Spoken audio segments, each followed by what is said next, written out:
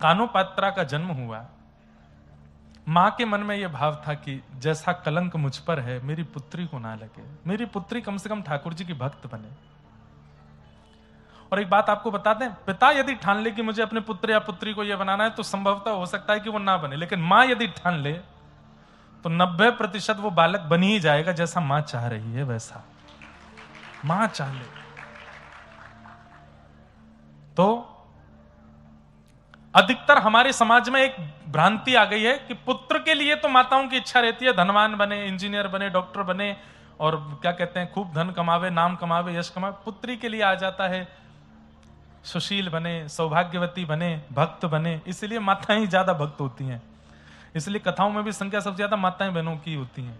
क्यों? उनकी माता जी ने भी यही सोचा था कि ये भक्त बने, घर में रहे, ठाकुर जी की सेवा पूजा करे, भोग प्रसाद बनावे, जब ब्याह हो जाए तो ससुराल में जाकर के भी वहां के ठाकुर जी की सेवा आदि करे। माता ही सेवक होती हैं ठाकुर जी की।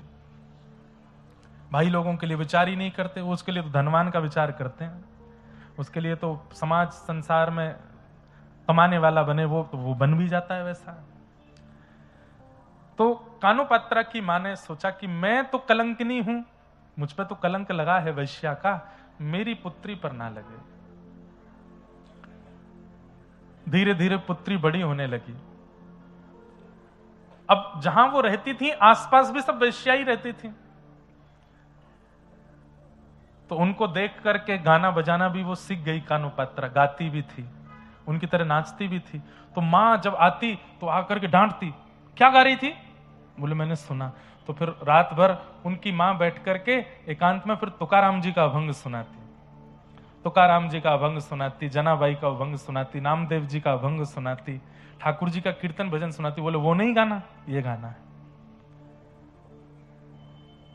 धीरे धीरे कानोपात्रा में वैसी ही भक्ति जागृत होने लगी, वैसा ही भाव कानोपात्रा के चित्त में आने लगा।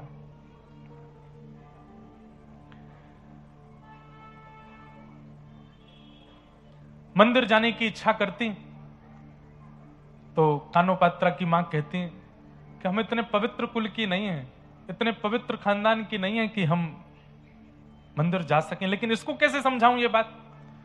मंदिर जाएंगे तो कोई रोकेगा टोकेगा, हमें नहीं जाने देगा। रात्रि में जब मां कहीं जाती तो पूछती, मां आप मुझे रात में अकेला छोड़ के चली जाती हो, मुझे भी लेके चला करो साथ में। तो मां झूठ बोलती कि हमारे नगर में भूत प्रेत बहुत है, मैं उनको भगाने जाती हूं। इन बातों से वो रुक जाती। लेकिन कब तक छुपाए छुपे बातें। धीरे धीरे कानोपात्रा जब बड़ी हो गई तो उसका भी रूप इतना सुंदर, उनका भी आकर्षण इतना ज्यादा हो गया कि लोग बागों की कुदृष्टि उन पर आने लगी। अब नगर में चर्चे होने लगे, कानोपात्रा बहुत सुंदर है और उससे मिलना है, उसके साथ रहना है, उससे बात करनी है, ऐसी सब चर्चाएं। जब मां सुनती तो उसको इतनी घबराहट होती कि मेरी बच्ची इन सब चीजों से दूर रहे। लेकिन लोगों की दृष्टि तक तो ठीक थी बात। एक दिन राजा की दृष्टि पड़ गई, और जब राजा कुछ ठान ले तो फिर प्रजा तो कुछ कर नहीं सकती। मां ने सदा समझाया कि तू केवल विठोबा की है, तू केवल विठल की है, और कोई तेरा नहीं हो सकता।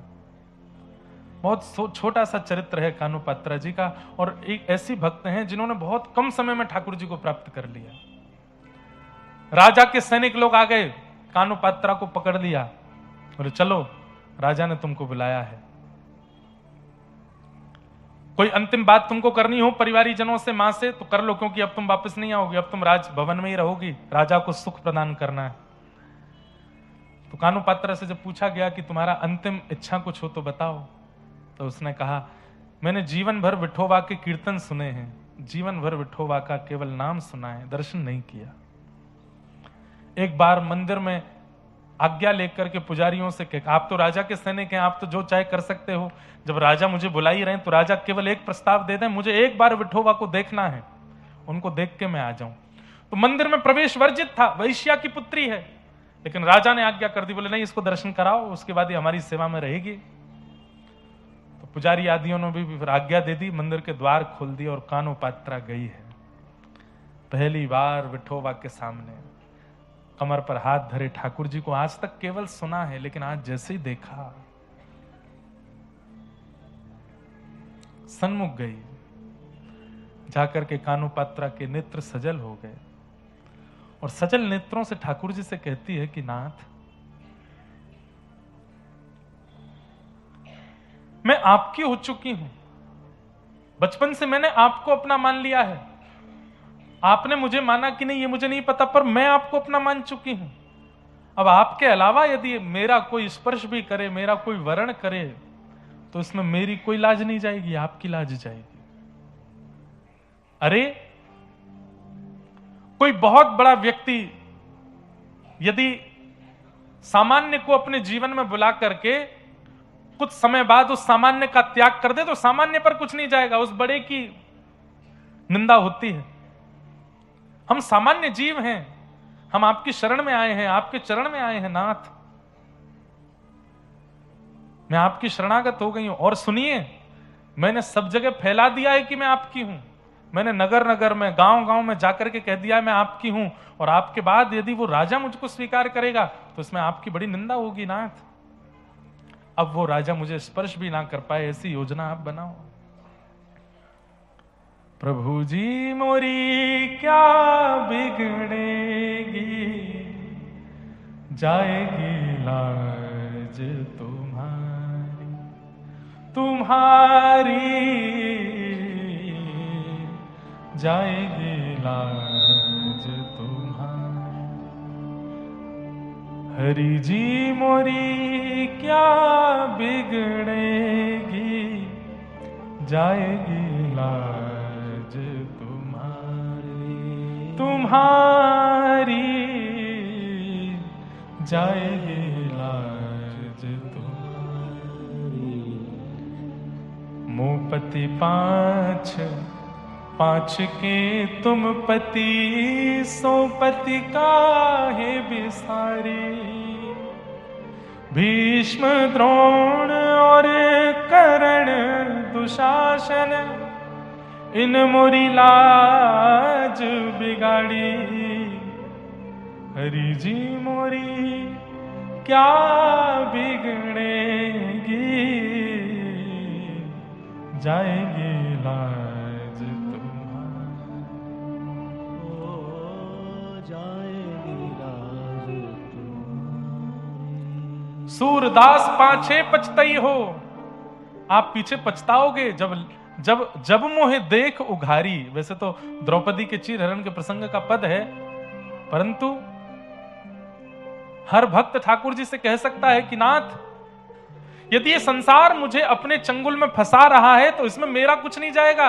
मैं तो अपने आप को आपके सन्मुख अर्पित कर चुका हूं, अपने आप को आपके हवाले कर चुका हूं। अब आपके हवाले आने के बाद कोई और मुझे स्वीकार करे, इसमें मेरा कुछ नहीं बिगड़ेगा। आप कमजोर हैं ये पता चलेगा दुनिया को, कि आपकी शरणागति प्राप्त करने के बाद भी किसी और के प्रति मेरा मन जा रहा है, कोई और मुझे खींच रहा है। कानोपात्रा ने ठाकुर जी से कह दिया, और यदि आप मुझे स्वीकार नहीं करे हैं तो फिर आप पूरे पंढरपुर में जाके, घर घर में जाके बता दीजिए सबको कि कानोपात्रा को मैंने स्वीकार नहीं किया। लेकिन नाथ, उसमें आपको बहुत श्रम होगा। इतने हजारों घरों में, हर घर में जा जाके आपको बोलना पड़ेगा कि कानोपात्रा मेरी नहीं है, कानोपात्रा मेरी नहीं है। इतनी हजार जगह जाकर के आप श्रमित होंगे, उससे अच्छा तो इस कानों को स्वीकार कर लीजिए ना। ये सामने खड़ी है, द्वार पर खड़ी है आपके, हाथों में हथकड़ियां, पैरों में बेड़ियां, सैनिक तलवार लेकर के खड़े हैं। कानोपात्रा हाथ जोड़ करके ठाकुर जी से कह रही है कि नाथ, मैं आपको मान चुकी हूं अपना, अब आप भी मुझे मान लो। एक क्षण के लिए एक दिव्य तेज प्रकट हुआ, सबके नेत्र बंद हो गए, सब अपनी आंखें छुपाने लगे। और एक क्षण बाद जैसे ही वो तेज विश्राम हुआ, हथकड़ियां रह गई, बेड़ियां रह गई, कानोपात्रा अंतर ध्यान हो गई। विठोबा ने अपने भीतर उसको समाविष्ट कर लिया, अंतर ध्यान हो गई, तन पड़ा रह गया वहीं पर और विलीन हो गई ठाकुर जी में।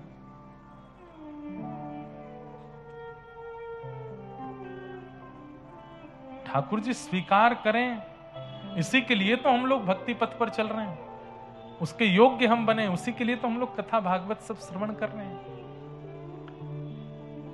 करने की ठान ले कोई मन में तो कर सकता है, हमने ठाना नहीं है अभी। वो डेडिकेशन जैसा होना चाहिए वो आया नहीं है अभी।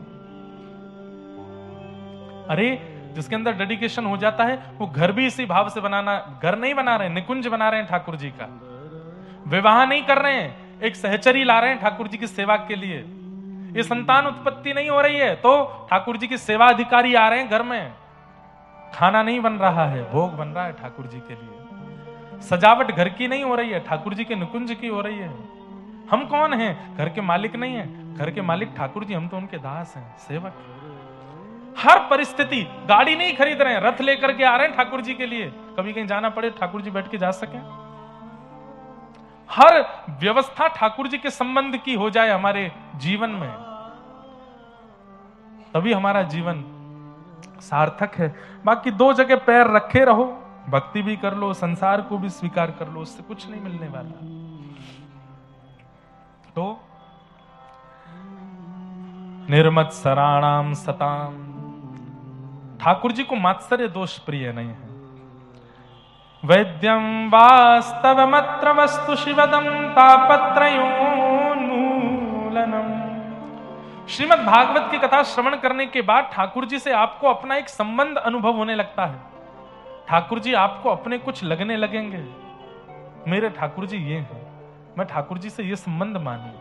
बंधुओं, तो हे मोहे नाते अनेक मानिए, जो भावे ज्यो तो तुलसी कृपा चरण शरण पावे।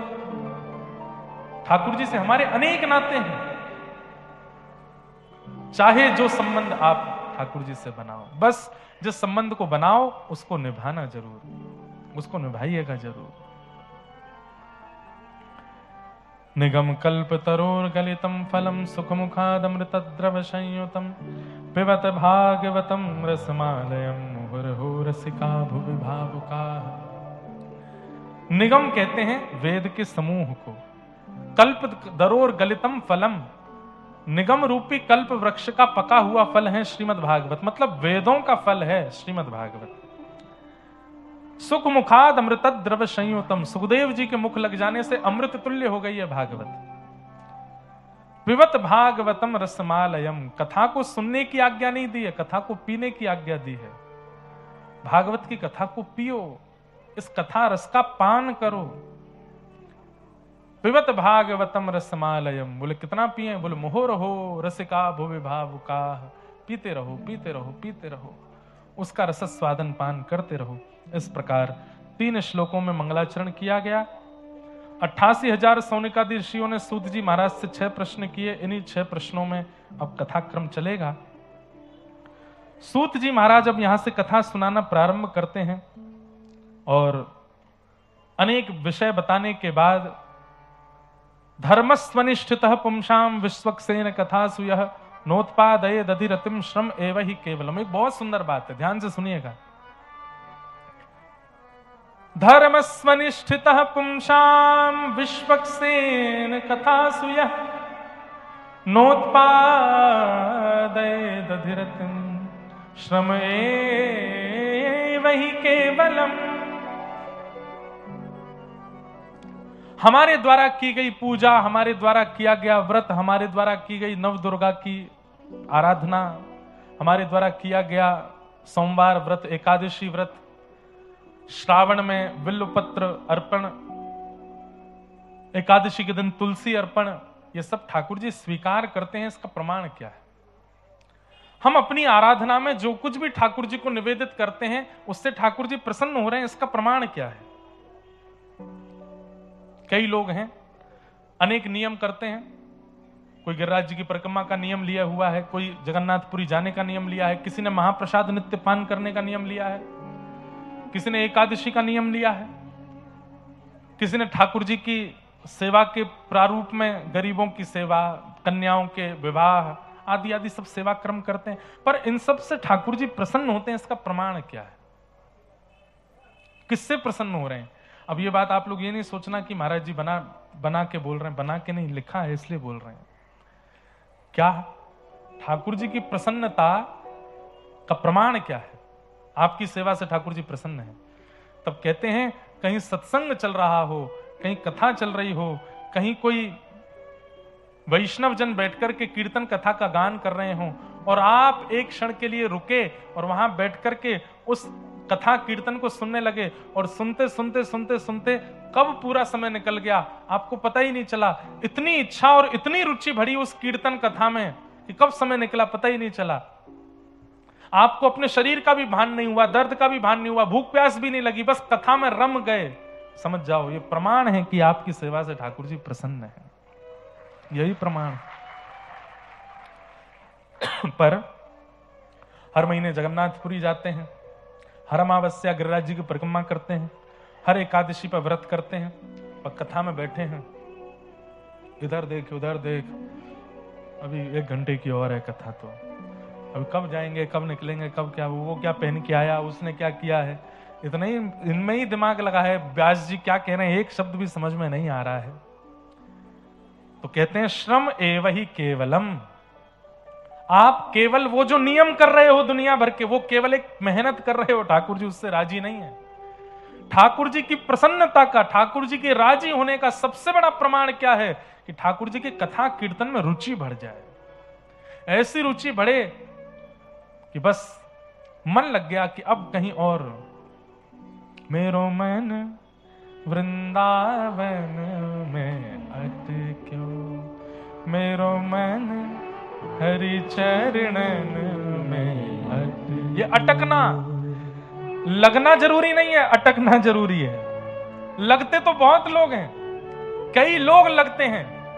अब एक का मन किया जगन्नाथपुरी जाने का, तो 5 दोस्त और बोले हम भी चलेंगे, लगे तो वो 5 भी साथ में, पर जगन्नाथपुरी जाके अटकता एक ही है। अटकना जरूरी है। कथा में आए तो हजारों की संख्या है, जहां तक दृष्टि जा रही है लोग ही लोग बैठे हैं पीछे तक, लेकिन इतनी भीड़ में लगे तो बहुत हैं, पर अटका कौन? मीराबाई अटक गई थी, कुम्मन दास अटक गए थे, कृष्णदास अटक गए थे, जयदेव महाप्रभु अटक गए थे। हम अटके नहीं हैं, हम लगे हैं। और जो अटकेगा उसकी स्थिति क्या हो जाएगी?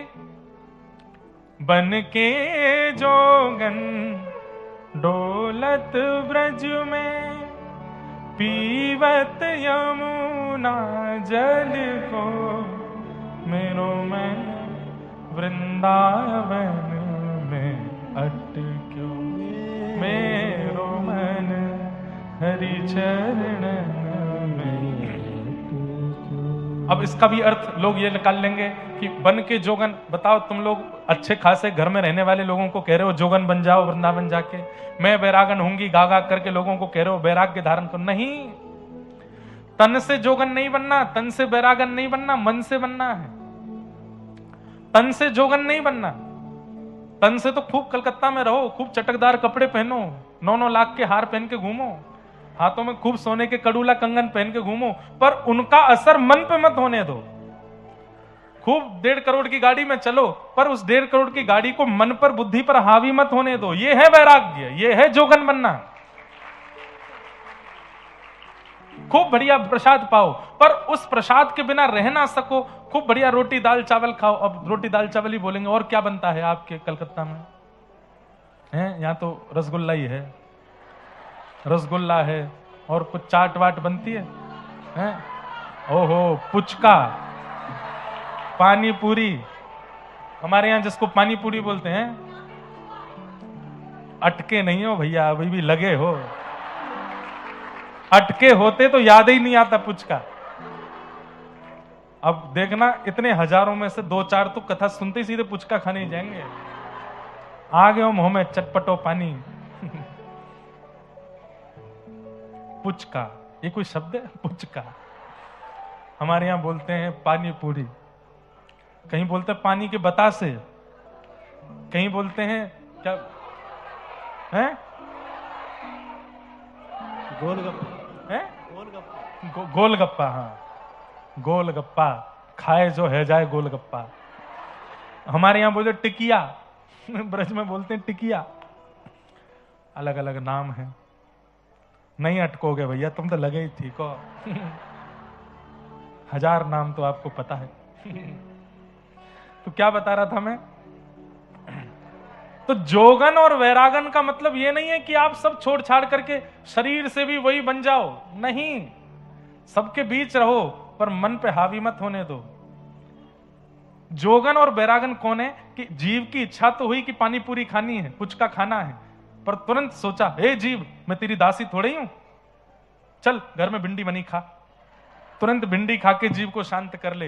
ये बैरागन है। आप हंसो नहीं, ये वास्तविकता बता रहे हैं। मन को एकाग्र करने का ये तरीका है, मन को संभालने का ये तरीका है कि मन जो मांगे उससे विपरीत दो उसको।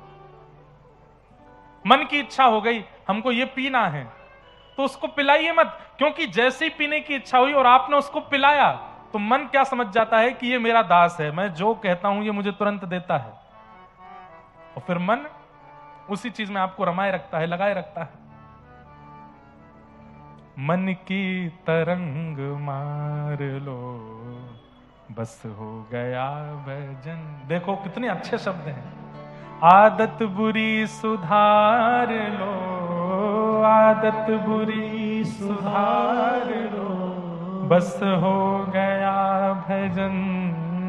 अगर कोई कथा में बैठा है, बीड़ी पीता है, तंबाकू खाता है, कुछ भी उल्टा सीधा खान पान सेवन करता है, अभी बोल दे बस आज से छोड़ दिया, अरे महाराज एक साथ 1000, 2000, 5000 गिरिराज जी की परिक्रमा का फल मिल जाएगा उसको, जैसे ही वो अपनी बुरी आदतों को सुधारने का नियम ले लेता है। ठाकुर जी उसको कंठ से लगा लेते हैं, वाह भैया तेने सुधारने को प्रण ले लियो अपने आप पे। कोई तुम्हें बुरा कहे सुनकर करो क्षमा, कोई तुम्हें बुरा कहे सुनकर करो क्षमा। गा तो सब रहे हैं लेकिन क्षमा करता कोई नहीं है। देख लूंगा तुझे, तू कथा से बाहर मिल मुझको, तेने आगे नहीं बैठने दिया मुझको, तुझे बताऊंगा मैं। तू कथा हो जाने दे, 7 दिन बाद मुझे दिख जाइए और लेक टाउन में अगर कहीं देखा तो तू देखना, बुला ला चाहे जिसमें ताकत हो। हम ऐसे हैं। पर भक्त का नियम कैसा है? कोई तुम्हें बुरा कहे सुनकर करो क्षमा, कोई तुम्हें बुरा कहे सुनकर करो क्षमा। अपनी वाणी का स्वर संभाल लो, बस हो गया भजन। अपनी वाणी का स्वर संभाल लो, बस हो गया भजन। हो मन की तरंग मार लो, बस हो गया भजन।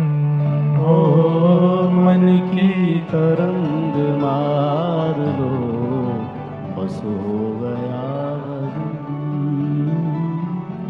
ये भजन के रूप हैं। एक व्यक्ति को हम जानते हैं, वो श्रावण में मौन रहते हैं, पूरा श्रावण मास मौन रहते हैं, एक शब्द नहीं बोलते और अन्न नहीं खाते, केवल पयोव्रत करते हैं। पयोव्रत समझ रहे हैं? दूध पी के रहते हैं, एक समय भोजन करते हैं बस। और वो भी भोजन कैसे करते हैं? जो अनाज है उसको गैया को खिलाते हैं, फिर गैया का गोबर जो होता है उसको छान के, उसको सुखा के, उसके अनाज की रोटी खाते हैं। इतना कठिन तप करते हैं, पर उनको गुस्सा जब आता है ना, बोलते तो नहीं है लेकिन किसी को बुला के गाली लिख के दे देते हैं। ले मैंने कि कहां गया व्रत, कहां गया इतना ये अनाज वनाज खिला के कोई गैयाओं का, तुम क्या कर रहे हो भाई? सारी स्थिति तन पर लागू होने की नहीं होती है। मन बैरागन बने, मन जोगन बने। आप कलकत्ता में भी रहते हैं लेकिन मन बैरागन है। मन भले ही अनेकों अवस्थाएं मिल गई पर मन पर उसका प्रभाव नहीं होता। हम कथा करने ऑस्ट्रेलिया भी जाते हैं, अमेरिका भी जाते हैं, कनाडा भी जाते हैं, विदेश की धरती पर भी जाते हैं, पर मन पर असर नहीं होने देते। यही तो चाहिए कि मन पर उसका प्रभाव ना पड़े। बन के जोगन डोलत ब्रज में, पीवत यमुना जल को, मेरो मन वृंदावन में अटक्यो, मेरो मन हरि चरण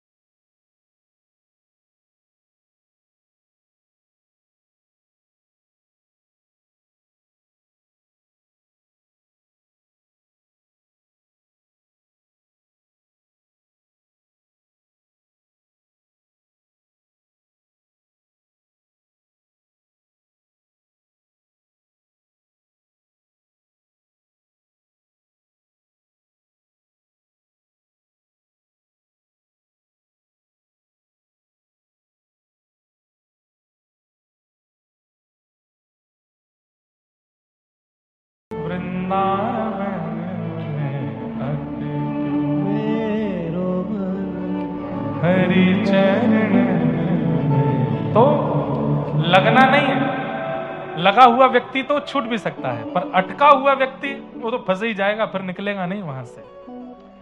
तो वही बात यहां पर कही जा रही है, धर्मस्वनिष्ठितः पुंसाम विश्वक्सेन कथासु यह नोत्पादयेद अधिरतिम श्रम एवहि केवलम। आप चाहे जितने नियम कर लीजिए, चाहे जितने व्रत कर लीजिए, जितने अनुष्ठान कर लीजिए, जितनी परिक्रमाएं लगा लीजिए, लेकिन ये सब ठाकुर जी स्वीकार करते हैं। इसका प्रमाण होगा सत्संग में जाकर के, अगर आपका मन अटक रहा है सत्संग में, बस 7 बजते ही ये लगता है हो गया समय, जैसे ही व्यास जी कहें अब आगे कथा कल सुनाएंगे, तो मन घबराने लगे कि अब कैसे निकलेगी पूरी रात, कब तक, तब समझो कि हाँ इतनी रुचि कथा के सत्संग के प्रति बढ़ रही है, तो समझो ठाकुर जी आपके द्वारा किए गए सब व्रत नियम अनुष्ठान सेवाओं को स्वीकार कर रहे हैं। कथा में कहकर के आए थे 1 घंटे के लिए आएंगे, लेकिन 4 घंटे निकल गए, बीत गया, कब समय पता नहीं चला। समझो ठाकुर जी प्रसन्न है, आपसे राजी हैं। ठाकुर जी राजी नहीं होंगे ना, तो बाकी सब जगह मन लग जाएगा, कथा में मन नहीं लगेगा। क्योंकि कथा क्या है, आपके पूरे सुधार का मूल कथा है। आपके जीवन में सुधार, आपकी करनी में सुधार, आपकी बोली में सुधार, आपके मन में सुधार, आपकी वाणी में सुधार, विचारों में सुधार कथा से होगा। और उस कथा से आप सुधरो, ठाकुर जी चाह नहीं रहे। करते रहो नियम। अब नियम तो रावण भी बहुत करता, रोज त्रिपुंड लगाता था, रोज शंकर जी का अभिषेक करता था, रोज वेद अध्ययन करता था। अब वेद अध्ययन करता था कि नहीं ये तो नहीं पता, पर हां विद्वान तो था, लेकिन सत्संग नहीं करता। कभी नहीं सुना होगा कि रावण कथा सुनता था, नहीं सुनता था, रावण कथा नहीं सुनता था। और श्री हनुमान जी महाराज, प्रभु चरित्र सुनवे को रसिया, राम लखन सीता मन बसिया। हनुमान जी तो इतने रसिक हैं, यत्र यत्र रघुनाथ कीर्तनम तत्र तत्र कृतमस्तकांजलिम बाष्पवारी परिपूर्ण लोचनम मारुतिम नमत राक्षसांतकम। एक कथा हमने सुनी थी, एक व्यास जी कथा कर रहे थे, और कथा में कहने लगे कि अशोक वाटिका जब हनुमान जी पहुंचे तो उन्होंने अशोक वाटिका का दृश्य देखा। ऐसे फल लगे थे, ऐसे वृक्ष लगे थे, ऐसे वहां राक्षस थे, वहां पर जो वृक्ष थे उनमें जो पुष्प थे उनका वर्ण जो था वो श्वेत रंग का था। हनुमान जी का मंदिर था जहां कथा चल रही थी, तो जो हनुमान जी अधिकतर ऐसे ही मिलते हैं, हाथ में पर्वत और एक हाथ में गदा और एक पैर ऊपर को उठा हुआ, चोला चढ़ा, ऐसे ही हनुमान जी के ज्यादातर मंदिर हैं। तो उन हनुमान जी की आंखें मटकने लगी, ऐसे ऐसे करने लगे। श्रोताओं ने कहा अरे हनुमान जी के नेत्र घूम रहे हैं, शायद हनुमान जी कुछ कह रहे हैं। पुजारी जी बोले वो मेरी बात को प्रमाणित कर रहे हैं कि अशोक वाटिका के जो वृक्ष थे वहां पुष्प जो थे वो श्वेत थे। तो हनुमान जी की गदा नीचे आ गई। बोले नहीं नहीं ये कुछ और कह रहे हैं। बोले नहीं नहीं ये और प्रमाणित कर रहे हैं कि वो श्वेत ही थे। वो पर्वत नीचे धर दिया हनुमान जी ने। बोले अब तो ये पूर्ण प्रमाणित कर दिया कि मैं जो भी कथा सुना रहा हूं वो बिल्कुल सत्य। हनुमान जी प्रकट ही हो गए। बोले श्वेत नहीं थे वहां के पुष्प, मैं गया था, लाल वर्ण के पुष्प थे। व्यास जी बोले बाद में करेंगे, पहले से प्रणाम कर लो। हनुमान जी आ गए प्रत्यक्ष। व्यास जी ने प्रणाम किया, सब श्रोताओं ने प्रणाम किया। हनुमान जी बोले अब हमसे बात करो। व्यास जी बोले क्या बात है? बोले तुम क्यों कह रहे हो ये? मैं संकेत कर रहा हूं फिर भी तुम नहीं समझ रहे हो। श्वेत पुष्प नहीं थे, लाल पुष्प थे, लाल पुष्प। मैं गया था अशोक वाटिका, मुझे पता है। व्यास जी बोले देखो बुरा मत मानियो, जय जय, लाखों वर्ष हो गए आपको गए हुए, थोड़ी तो बुद्धि है, भूल जाती है, विस्मृत हो गई होगी आपको।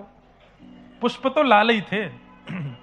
हनुमान जी बोले बड़े हटीले व्यास हो भाई, मैं वहां गया हुआ व्यक्ति, वहां का दृष्टा व्यक्ति बोल रहा हूं कि श्वेत पुष्प थे, और तुम यहां अभी 10, 15, 20, 25, 30 साल पहले तुम्हारा जन्म हुआ है, और तुम अभी कलिकाल के जीव, और तुमको पता है त्रेता में क्या देखा मैंने?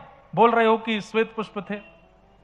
बोले नहीं, मैं तो अपनी गुरु आज्ञा से बोल रहा हूं, आचार्य आज्ञा से बोल रहा हूं, ग्रंथों में पढ़ करके बोल रहा हूं, पुष्प तो श्वेत ही थे। बोले सब झूठ बोल रहे हैं, मैंने देखा है लाल पुष्प थे।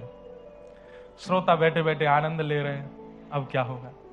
बोले हम आपकी बात नहीं मानेंगे। तो हनुमान जी बोले तो हम भी तुम्हारी बात नहीं मानेंगे। बोले तो आप मत मानो, ये तो सब मानेंगे मेरी बात। हाँ भाई श्रोताओं बताओ, लाल पुष्प थे कि श्वेत पुष्प थे? सारे श्रोता बोले श्वेत पुष्प थे।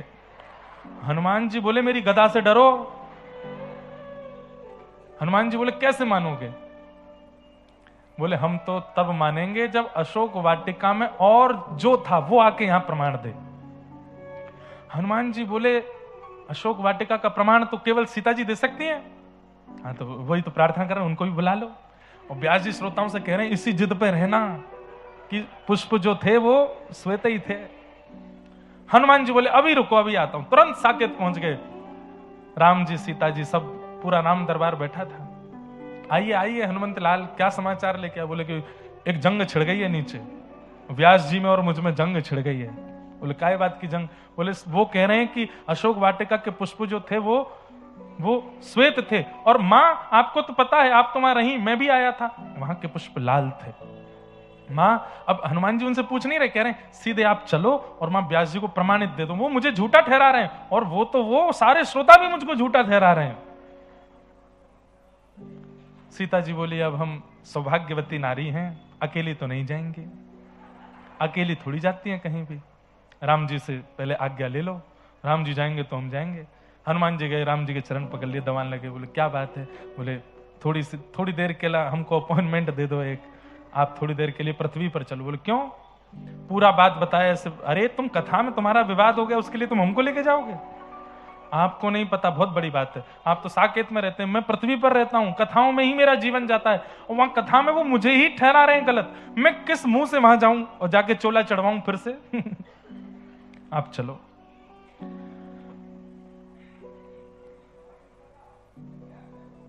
अब राम जी बोले कि हम लखन जी के बिना नहीं जाते, लक्ष्मण जी से आज्ञा ले लो। हनुमान जी लक्ष्मण जी के पास गए। लखन भैया आप देखो, तुम सब जगह ले जाने की मत कहा करो, हैं ये कोई बात है? अब तुम्हारी छोटी सी बात के लिए हम प्रभु को नीचे लेके जाएंगे? भैया आप जो कहेंगे हम सब करेंगे, चरण पकड़ रहे हैं आपके, प्लीज 1 मिनट के लिए ले चलो। लखन जी बोले देखो, वन में बात अलग थी, अब भरत भैया भी बड़े हैं, भरत भैया से आज्ञा लिए बिना मैं नहीं जाऊंगा।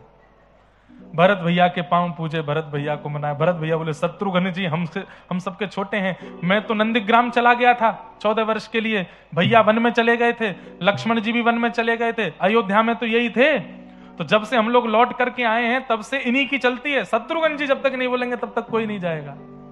हनुमान जी ने जाके शत्रुघ्न जी को मनाया, बड़ी मुश्किल से शत्रुघ्न जी माने।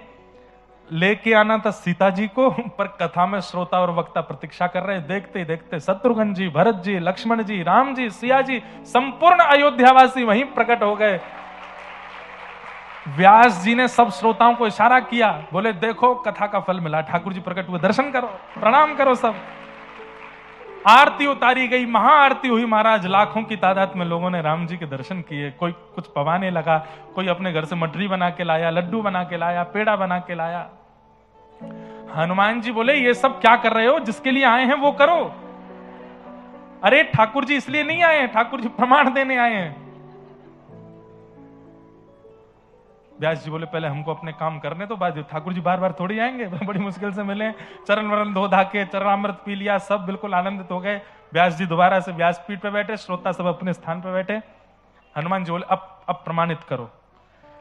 तो व्यास जी ने कहा सियाजू, हम ये निवेदन कर रहे थे कि पुष्प वाटिका के जो अशोक वाटिका के जो पुष्प थे वो श्वेत वर्ण के थे लंका में, पर हनुमान जी लड़ रहे हैं कि वो रक्त वर्ण के थे। अब आप प्रमाणित कर दीजिए वहां के पुष्प कैसे थे।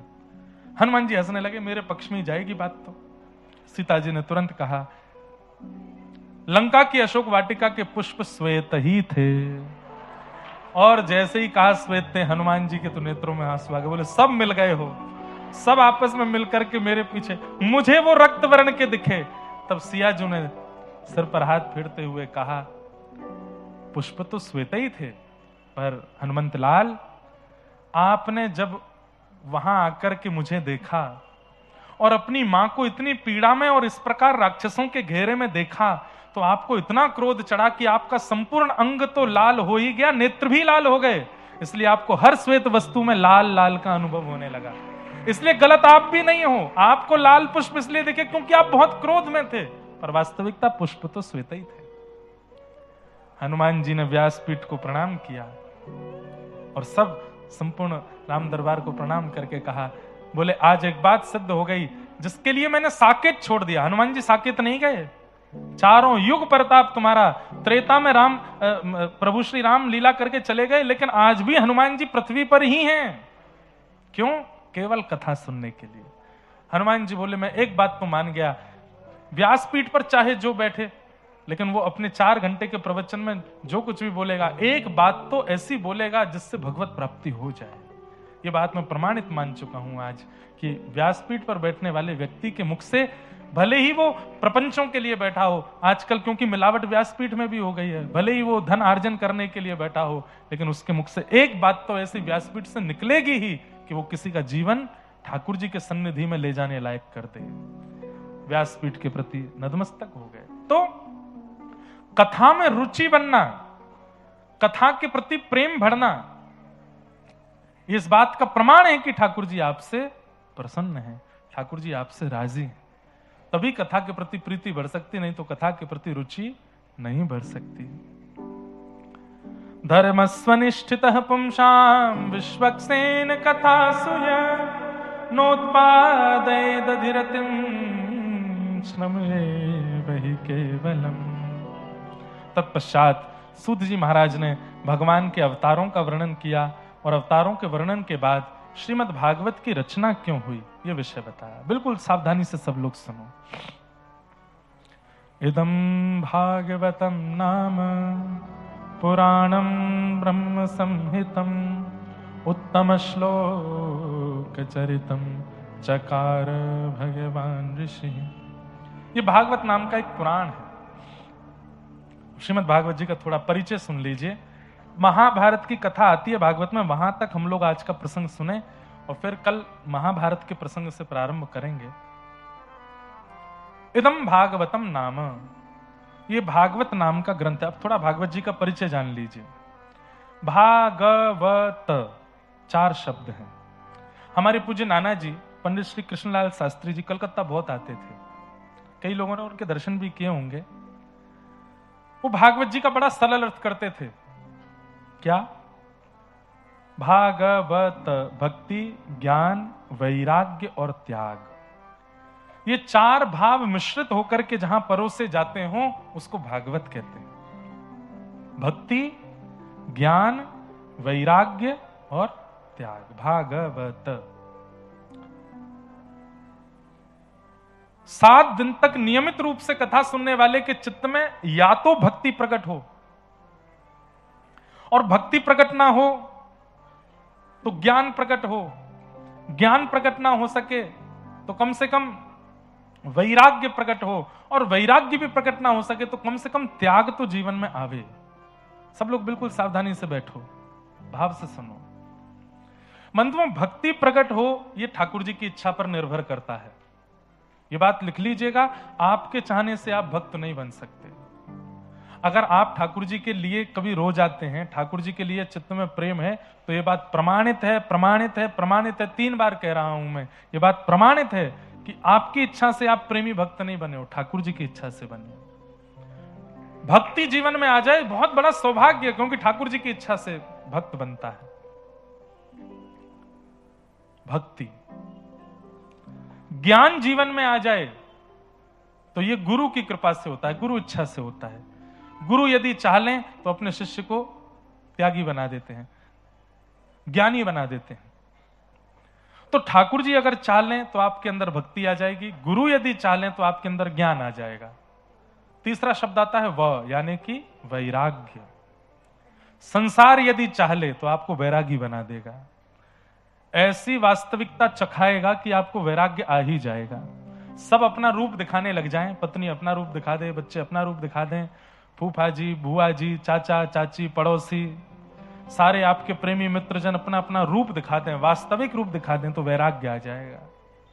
संसार यदि चाह ले तो आपको वैराग्य दिला देगा, और आप यदि चाह लो तो आप त्यागी बन सकते हो।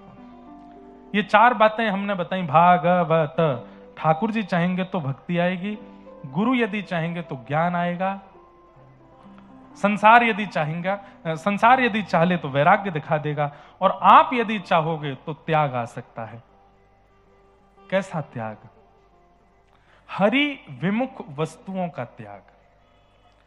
आज कम से कम एक नियम तो आप धारण कर लीजिए कि जो हरि के नहीं है वो हमारे नहीं है। चाहे वो वस्तु हो, चाहे वो व्यक्ति हो, चाहे वो वस्त्र हो, चाहे वो स्थान हो, चाहे वो भोजन हो, चाहे वो पीने का पेय पदार्थ हो, चाहे वो देखने की वस्तु हो, चाहे वो सुनने की वस्तु हो, जो हरि संबंधी नहीं है उससे हमारा कोई संबंध नहीं।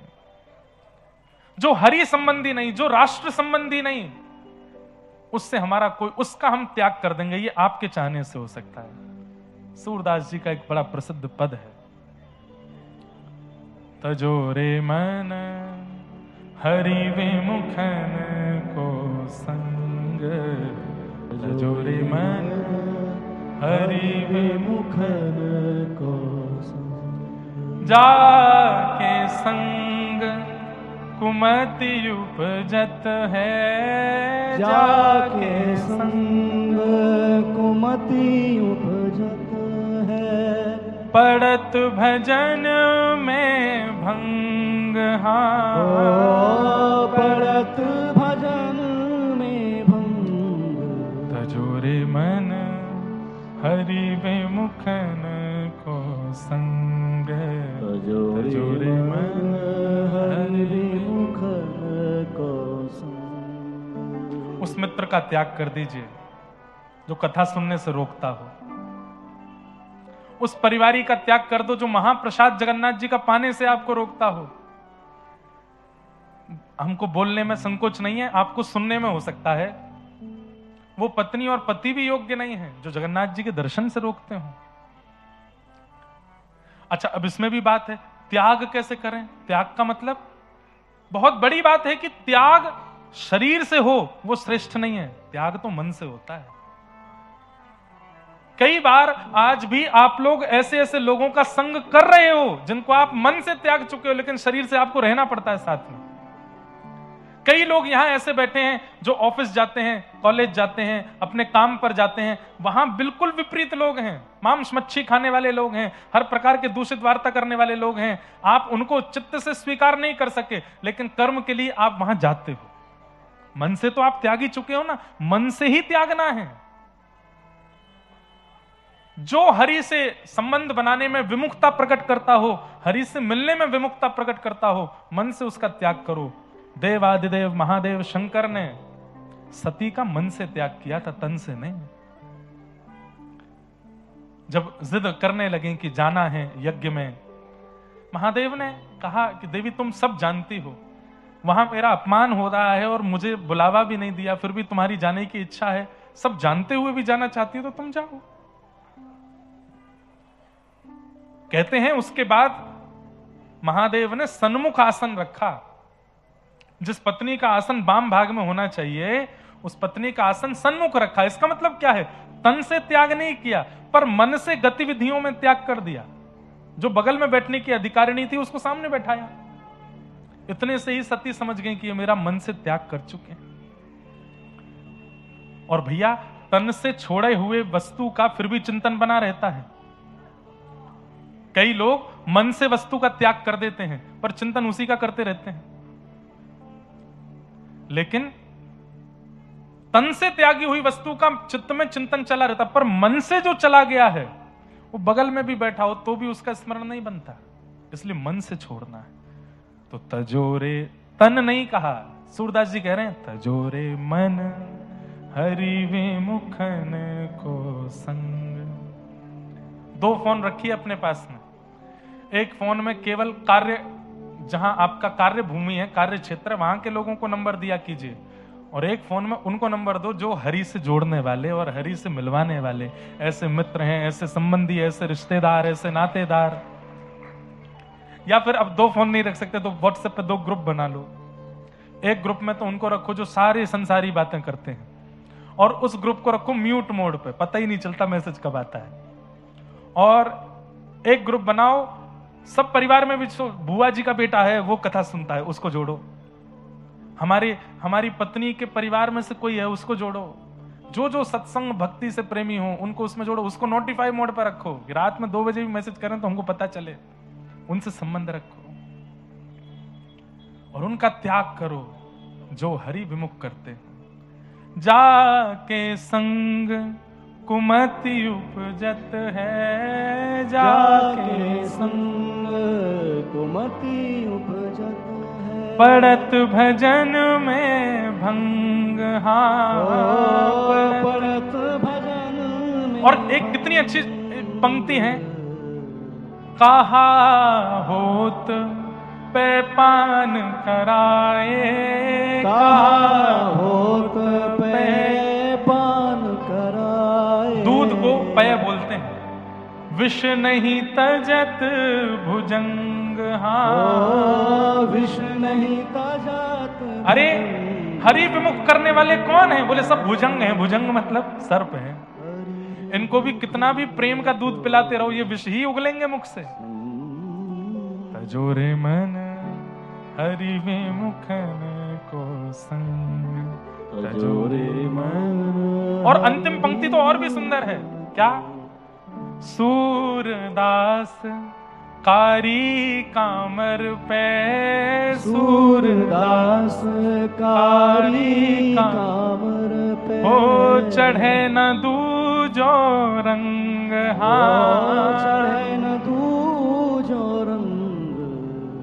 हमारे ब्रज में होली चल रही है, शुरू हो गई कल से। ठाकुर जी को रंग लगाते हैं गालों पे।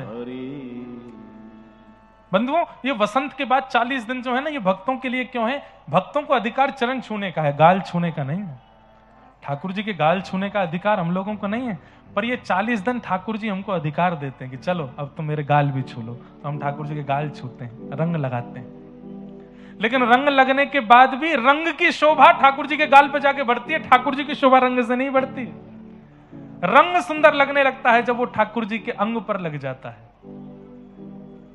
ठाकुर जी की शोभा नहीं, क्योंकि वो कारे हैं, उनका रंग जिस पर चढ़ता फिर उस पर दूसरा रंग नहीं चढ़ता। सूरदास कारी कामर पे, सूरदास कारी कामर पे। चढ़े न दूजो रंग, हाँ चढ़े न दूजो रंग। तजोरे मन हरि विमुखन को संग, तजोरे मन हरि विमुख। तो भैया, भक्ति ठाकुर जी की इच्छा से आएगी, ज्ञान गुरु की इच्छा से आएगा, वैराग्य संसार चाह ले तो आएगा, लेकिन त्याग आपके अधिकार में है। आप अभी इसी वक्त कथा की आरती होने से पहले भी त्याग कर सकते हैं उनका, उस वस्तु का, उस व्यक्ति का, उस व्यवहार का, उस स्थान का जो हरि मिलन में बाधा बनता हो।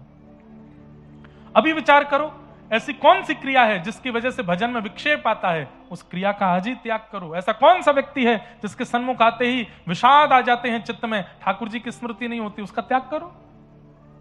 तजोरे मन हरि विमुखन को संग। तो भागवत के ये 4 अक्षर हैं जिसमें अधिकार आपका त्याग के ऊपर है। बाकियों की आप कामना कर सकते हो, ठाकुर जी चाहे, गुरु चाहे, संसार चाहे, तो ये तीनों भी आ जाएंगे। त्याग आपके अधिकार में। इदम भागवतम नाम पुराणम ब्रह्म संहितम, ये पुराण है और उत्तम श्लोक चरितम, इसमें अच्छे अच्छे चरित्र सुनाए गए हैं। किसके? भगवान के भक्तों के। भैया, भक्त चरित्र सुनिए, भगवत चरित्र से ठाकुर जी का प्रभाव पता चलेगा, लेकिन भक्त चरित्र से ठाकुर जी का स्वभाव पता चलता है। और ठाकुर जी का स्वभाव जब पता चल, हम एक बात कथा में कहते हैं कि भगवान यदि रीझ गए तो वैकुंठ दे देंगे, लेकिन भक्त यदि रीझ गए तो भगवान को दे देंगे। तो भक्त रीझें, ठाकुर जी रीझ करके क्या देंगे? स्वर्ग दे देंगे, वैकुंठ दे देंगे, गोलोक धाम दे देंगे, साकेत धाम दे देंगे। लेकिन यदि भक्त रीझ गए तो भक्त रीझ करके तो ठाकुर जी को गोद में दे देंगे, ठाकुर जी को आपको अपना बनवा देंगे। हमारे गोवर्धन में एक पाखंडी रहता था, ध्यान से सुनना सब लोग, इधर देखो, यहां देखो। हमारी ठाकुर जी ने ना हमको ढिटोना लगा के भेजा, नजर नहीं लगेगी। हमारी नाक के बीचों बीच ढिटोना लगा रखा है ठाकुर जी ने। तो आप कहीं ये सोचो हम बहुत देखें तो नजर नहीं लग जाए व्यास जी को, ऐसी बात नहीं है। यहीं देखा करो, ध्यान से सुनो। तो हमारे गोवर्धन में एक पाखंडी रहता था। पाखंडी किसको कहते हैं? नाम लेता है ठाकुर जी का, कथा करता है ठाकुर जी की, पर चाहता क्या है? धन अर्जन करना और लोगों को अर्जन करना, भीड़ अपने पीछे लगाना। तो वो क्या करता था? लोग दर्शन करके आते थे गिरिराज जी, गोवर्धन नाथ जी का, श्रीनाथ जी का, और उनकी वाणी सुनकर के, आज ठाकुर जी ने क्या पहना है? बोले पीले वस्त्र पहने, मोतियों की माला पहनी। खुद दर्शन नहीं करता था, दूसरों से सुन लेता था, और सुनने के बाद एक वृक्ष के नीचे बढ़िया आसन लगा करके फिर वहां बैठ के प्रवचन करता था। देखो मैं यहीं बैठ करके ठाकुर जी को देख लेता हूं, आज ठाकुर जी ने पीत वर्ण के वस्त्र पहने हैं, ऐसी माला पहनी है। और नहीं विश्वास होता तो देख के आ जाओ। 2-4 लोग देख के आते, आके कहते अरे बाबा सही बोल रहे हैं, बिल्कुल यही वस्त्र हैं। और फिर वो बना बना करके चिकनी चुपड़ी बातें करता। पीले वस्त्र पता है क्यों पहने ठाकुर जी ने? बोले क्यों पहने? बोले कल रात्रि मैंने अपने घर के ठाकुर जी को पीले पुष्प अर्पित किए तो ठाकुर जी ने आज पीले वस्त्र पहन लिए। मैंने ठाकुर जी को खीर निवेदित किया तो आज ठाकुर जी ने भी प्रसाद में खीर बनवाई है। मतलब वो ऐसी बातें करता था, सुनने वाले उससे रीझ जाते थे। लोग बाग धन धान चढ़ा करके जाते। एक दिन उसका वो कर रहा था अपना काम, बोल रहा था, लोग बाग सुन रहे थे। वहीं से सूरदास जी जा रहे थे। सूरदास जी को दिखाई तो देता नहीं था, पर वे सूरदास हैं। सूरदास जी तुम 2 सेकंड के लिए रुक गए। उन्होंने जैसे ही सुना, सुनते ही वो समझ गए कि इसकी वाणी में असत्यता का बोध हो रहा है। ये केवल लोक रंजन के लिए, मनोरंजन के लिए बड़ी बड़ी बातें कर रहा है, स्वयं दर्शन करके नहीं आता है। सूरदास जी जब उसका सत्संग पूरा हुआ तो सूरदास जी उसके पास गए और जाकर के बोले आज आपने क्या सुंदर, अरे अरे अरे सूरदास जी आए हैं, अरे आपका तो बड़ा नाम है, यश है, कीर्ति है, आप मेरा सत्संग सुनने आए, मेरा सौभाग्य। सूरदास जी बोले बड़ी अच्छी बात है, पर मैं एक चीज पूछने आया हूं। बोले हाँ, कब से दर्शन नहीं गए, सच बताओ। कैसी बात कर रहे हैं? आज गेरुआ रंग का वस्त्र पहना है, आज सोने के ठाकुर जी ने आभूषण पहने हैं, आज मकराकृत कुंडल पहना है, आज सिर पर ऐसी सिरपेच पहनी है, ऐसे ठाकुर जी को भोग लगा, आप कैसे कह सकते हैं? बोले मैं वही कह रहा हूं, मेरे पास नेत्र नहीं है और कोई यार सुन भी नहीं रहा, मैं बस तुमसे पूछ रहा हूं, सही सही बताना कब से नहीं गए दर्शन? कल गया था शाम को, थोड़ा और सच बताओ। हाँ, शाम सुबह गया हूंगा, गया था कल सुबह गया था। सूरदास जी बोले थोड़ा और सच बताओ। नहीं मंगला में तो मैं गया ही था। सूरदास जी बोले मैं कुछ नहीं बिगाड़ूंगा तुम्हारा, और मेरे से बिगड़ेगा भी नहीं भाई, मैं नेत्रहीन हूं, थोड़ा सच बताओ कब गए थे? बोले देखो बिल्कुल सच बताऊं? बोले हाँ, पिछले हफ्ते गया था। सूरदास जी बोले नेक्स्ट सा और सच बताओ। अंत में आके बोला 6 महीने हो गए नहीं गया। बोले हाँ, अब सच बोला ना, 6 महीने से नहीं गया दर्शन करने, और यहां चिकनी चुपड़ी बातें करता है, चल दर्शन करने चल। सूरदास जी उसका हाथ पकड़ के जैसे ही ले गए ऊपर मंदिर में, तो आश्चर्य क्या हुआ, श्रीनाथ जी खड़े हैं, और जैसे ही सूरदास जी मंदिर में उसको लेकर के आए, श्रीनाथ जी मूर्ति मंत्र से सचल हो गए, और सचल होकर के बोले अरे गोसाई जी मेवा मंगाओ, लड्डू मंगाओ, पकवान बनवाओ, अरे ढोल नगाड़े ताशे बजाओ। बोले क्यों? जिस भक्त की दर्शन की प्रतीक्षा में मैं खड़ा था, आज वो मेरे सामने आ गया है, सूरदास जी उसको लेकर के आए हैं। आपने ताली क्यों बजाई? ये तो आश्चर्य की बात है। वो 6 महीने से ठाकुर जी को देखा नहीं है, और सूरदास जी उसको लेकर के आ गए। ठाकुर जी पकवान बनवा रहे हैं, ढोल नगाड़े बजवा रहे हैं, सेनाई बजवा रहे हैं। सूरदास जी को भी आश्चर्य हुआ।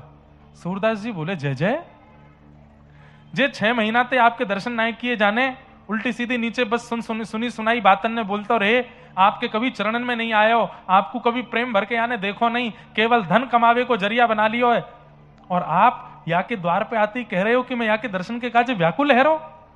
ब्रजभाषा समझ रहे हैं ना, कभी कभी निकल आती है। आप कह रहे हैं यहाँ के दर्शन के काज आप व्याकुल है, कैसी बात कर रहे हो? ठाकुर जी बोले सूरदास सही पूछो तो मुंह तो या को नामू नहीं पतो, मैं तो या को जानू भी ना हूं, मेरे मन में तो केवल ये आई, जाकू सूरदास पकड़ करके ला रहा है वो सामान्य नहीं होगा, वो कोई अति श्रेष्ठ ही होगा, वो कोई अति श्रेष्ठ ही होगा। यामारे में पकवान बनवा रहा हूं, यामारे में सेनाई ढोल नगाड़े बजवा रहा हूं, क्या सिद्ध हुआ? आपकी योग्यता नहीं है, आपकी क्षमता नहीं है, लेकिन कोई परम रसिक यदि रीझ गया आपसे और उसने आपका हाथ पकड़ लिया तो ठाकुर जी अपने सहजता में आ जाते हैं और ठाकुर जी के मन में आ जाता है, या मुझसे मत मिलवाओ, मैं यहां से मिलूंगा। क्यों? क्योंकि इन्होंने इसका हाथ पकड़ लिया है। आचार्यों की दृष्टि में आप आ गए, भक्तों की दृष्टि में आप आ गए, वैष्णवों की मन में, स्वभाव में, चिंतन में आप आ गए। समझ जाओ, ठाकुर जी उसी समय मन बना लेते हैं आपसे मिलने का। क्यों? उनकी दृष्टि में आप आ गए। ठाकुर जी के सन्मुख जाने की ज्यादा योजनाएं मत बनाओ। वृंदावन जाओ, बिहारी जी का दर्शन करो, राधा वल्लभ जी दर्शन करो, राधा रमन, एक दिन में सारे दर्शन कर लो। बाकी के 4 दिन तो केवल रसिकों को खोजो। वृंदावन में रसिक कौन है, वृंदावन में महापुरुष कौन है, वृंदावन में ब्रजरज उपासी कौन है, उनके पास जा जा करके उनको प्रणाम करो, उनकी दृष्टि में आने का प्रयास करो। और दृष्टि में भी इस भाव से नहीं आना कि ये मेरा नाम बोलें या मेरी बातें करें, नहीं, एक बार बस देख लें मुझको, और ये चाह लेंगे तो मुझे ठाकुर जी मिल जाएंगे, ये चाह लें बस।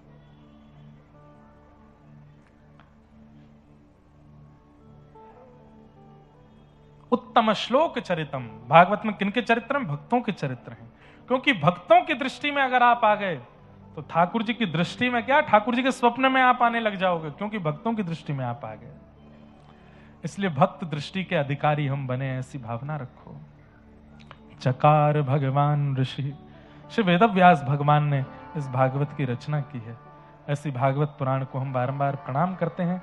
वेदव्यास जी महाराज ने अनेक वेद लिखे, लेकिन उसके बाद भी मन को शांति नहीं मिली, तब उन्होंने भागवत की रचना की, और भागवत की रचना करके पूरे विश्व को भागवत जी प्रदान कर दी। क्यों की भागवत की रचना? क्योंकि श्री नारद जी महाराज ने आकर के समझाया है, भवतानुदित प्रायं यशो भगवतो मलम ये नैवासो न तुष्येत मन्ये तद्दर्शनम खिलम। हे व्यास जी, आपने अनेक वेद पुराण लिखे, लेकिन सब में ठाकुर जी के निर्मल यश को नहीं लिखा, ठाकुर जी की सुंदर गाथाएं नहीं लिखी, ठाकुर जी के भक्तों के सुंदर चरित्र नहीं लिखे, इसलिए आपका मन अशांत है। अब एक ऐसी रचना करो जिसमें ठाकुर जी के भक्तों के चरित्र हों, ठाकुर जी का निर्मल यश हो, तब आपका मन शांत होगा।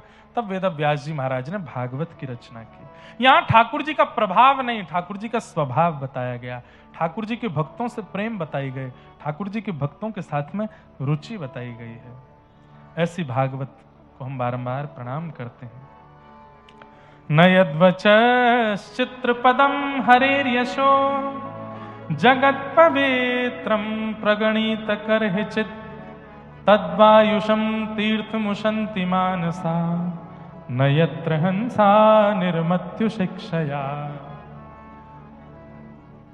न यद्वचश्चित्र पदम हरेर्यशो, भगवान के यश से और भगवान के भक्तों के यश से जगत पवित्र होता है।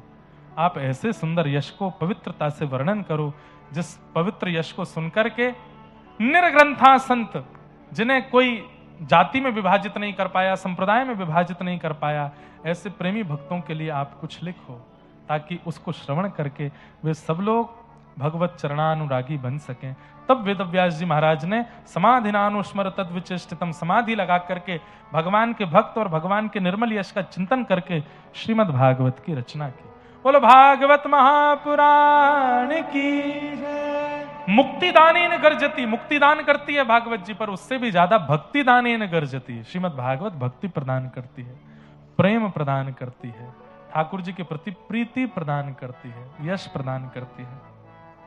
ऐसी भागवत जी को हम बारंबार प्रणाम करते हैं। अब आगे महाभारत का जो प्रसंग है वो लोग हम सुनेंगे, पर उससे पहले सब लोग बड़े प्रेम और भाव से मेरे साथ कीर्तन गाते हुए आज की कथा को विश्राम देंगे। संकट हरेंगी करेंगी भली वृषभानु की लली, संकट हरेंगी करेंगी भली, सब लोग गाओ, तेरो संकट हरेंगी करेंगी भली वृषभानु की लली, संकट हरेंगी करेंगी भली वृषभानु की लली, संकट हरेंगी करेंगी भली वृषभानु की लली, संकट हरेंगी करेंगी